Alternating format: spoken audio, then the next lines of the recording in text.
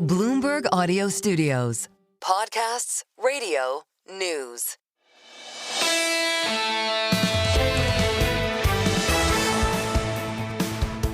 The single best idea. What a set of great conversations today, particularly the equity market. We started with Cam Dawson of New Edge, and she was piercing about the ambiguities in the market right now, the cut, the back to the forth of the equity market. She maintained a bullish tone, but nothing like Ed Yardeni, who joined us for an ample conversation. He reaffirmed an SPX that would be resilient, move above 6,000.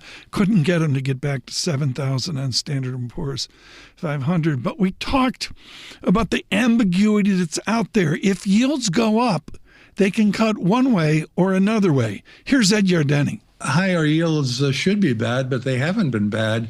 We have seen a global bull market in stocks, even though we've seen bond yields increase. Now, my view is that to a large extent, bond yields have normalized. They're back to where they should be. 4.5% is the right bond yield for the U.S. economy. That was the case before the great financial crisis, and I think it's the case against now. Maybe we're getting some excesses in the U.K. and some excesses in Japan, but if you want to be U.S.-centric, which to be, I think these bond yields are kind of normal. But I do see a risk that there could be a mini debt crisis the way there was in 2023. And in some ways, Tom, I hope there is, because I think now's a good time for a debt crisis to get the attention of the politicians in Washington, that they got to get their act together. Ed Yardeni, just really, really quite good, linking economics into the fixed income market and the equity market as well. Angela Stent, here's the backstory. The shock of Russia invading Ukraine, I think it was a Wednesday, maybe a Thursday. And the next day, as all of us were reeling, there was a new book out, Putin's World. And in February of the year, a couple years ago, in February, I picked my book of the year for the next 12 months. And it was Angela Stent's Putin's World. I can't say enough about it. One volume, readable, and absolutely authoritative.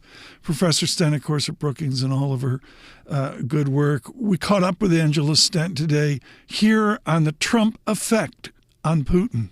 I don't think he's helping at the moment because, having gotten the Ukrainians and the Europeans to say, yes, we have to have a 30-day interim ceasefire before we can really negotiate, Putin has refused to do this. Apparently, in the phone call yesterday, they didn't even discuss a ceasefire in 2.5 hours. So that's really not helping get us anywhere nearer to stopping the killing and talking constructively about what comes afterwards.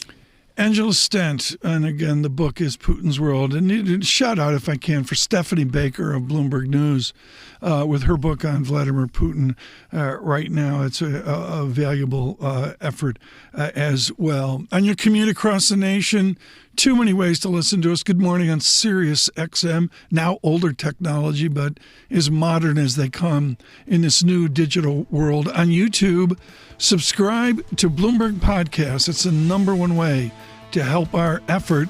And on YouTube Podcasts, this is single best idea.